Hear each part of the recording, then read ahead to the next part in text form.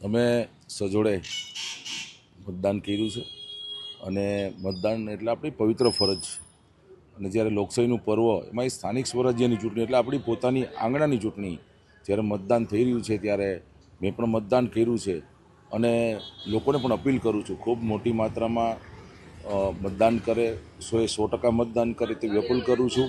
અને જે રીતે આ વિકસિત ભારત 2047માં અને ગુજરાત પણ આજે ખૂબ વિકાસશીલ ગુજરાત રાજ્ય આપણું છે અને રાજકોટ પણ એમાં રાજકોટનો પણ સિંહ ફાળો છે.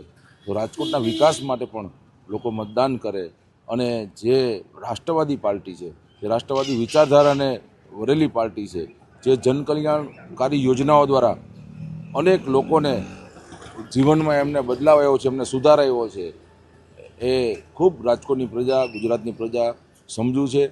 એટલે ખૂબ મોટી માત્રામાં મતદાન કરે તેવી બધા અપીલ કરું છું. એક તરફ આજે તડકો પણ હશે અને બીજી તરફ મતદારોમાં પણ શું અપીલ કરશો કે એટલે વહેલી સવારથી લઈ બપોરે 12-1 વાગ્યા સુધીમાં વધારેમાં વધારે મતદાન થાય એવી અપીલ કરું છું. ગરમીનો સમય છે, સાચી વાત છે, પણ ગુજરાતની જનતા અને રાજકોટની જનતા કંઈક અલગ છે.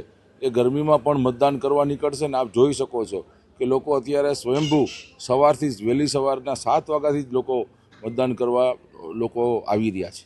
ત્યારે બધા જ લોકોને આ લોકશાહીના પર્વની ખૂબ ખૂબ શુભકામના પાઠવું છું.